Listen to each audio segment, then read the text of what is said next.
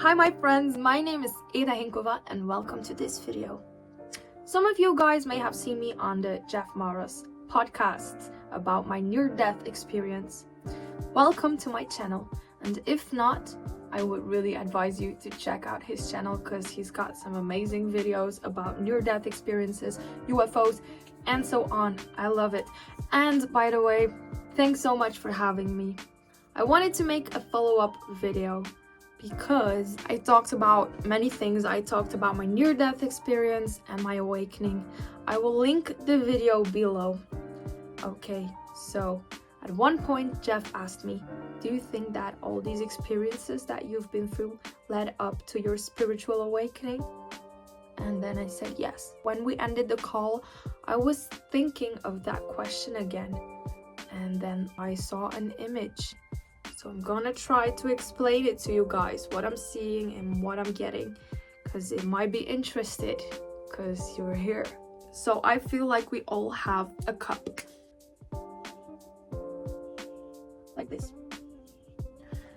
And this is what we do see and what we do feel. And I feel like when this cup gets filled up, you have your spiritual awakening, or you have it gradually. And what does this cup contain? For example, you lose your father, but you feel it and you cry about it and you really grieve. You start meditating, or you're very mindful. You get very sick and you struggle a lot. You have a near-death experience. You have other traumas, but you do feel them and you acknowledge them. So the cup gets filled up, right? So I'd like to say that this is the conscious, but there are also people that go through things, but they don't face it. They look for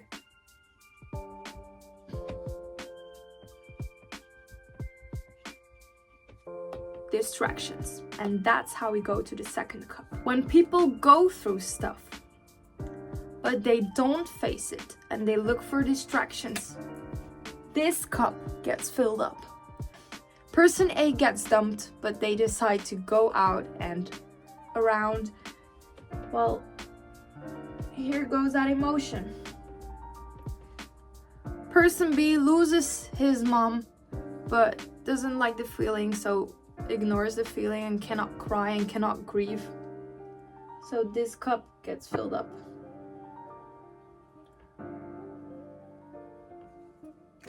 So all the things that you push away will be filled in this upside down conscious, subconscious. So all the things that will not be faced because of distractions or fear will go into this cup. And the more this cup fills up, the worse a person might feel. But because of the distractions, they can't really feel it. Let's get back to my awakening story. I have been through a lot of shit, but I mostly did feel and cry and really acknowledge what I was going through. Always very aware of things. I've also been through a lot of stuff that I ran away from by doing drugs or drinking. So this cup at one point was totally filled up.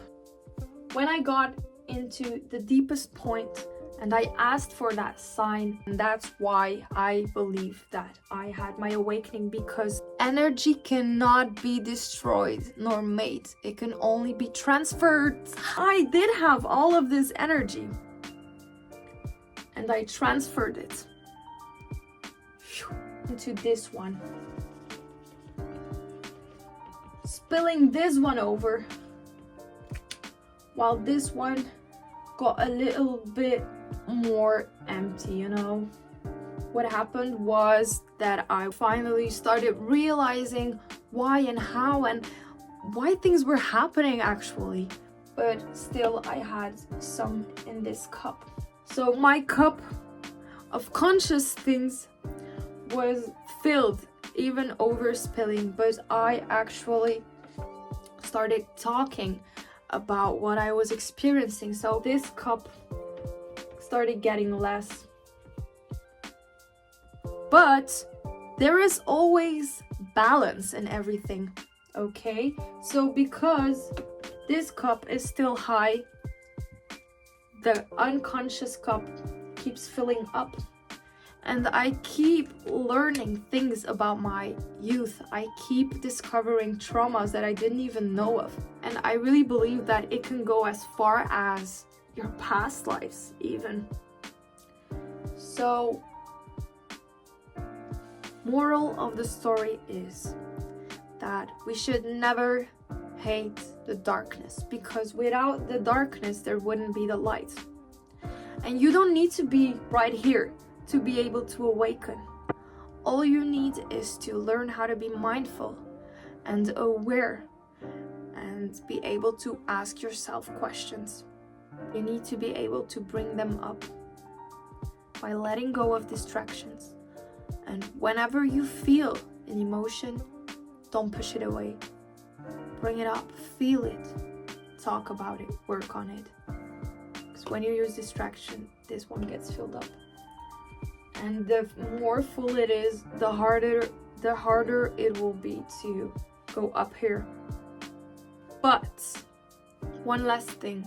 It does not mean that if you have this filled up and you're super aware of what's going on, that there are no red flags. There are a lot of people that are right here and they live in victimhood, but that's for another video, because it's just for another video. So yeah, that's what I wanted to share, and I don't know why, but I bet there will be someone that watches this video and will benefit from this. So yeah, thank you for watching, thank you for being here. Does it make sense? I really like to hear it from you guys, so comment below and let me know. I really love sharing how I see things, and I really hope to meet more people that are like-minded. If you enjoyed this video, like this video and subscribe to my channel. And I want to thank you guys for being here and supporting me. I love you. Bye bye bye.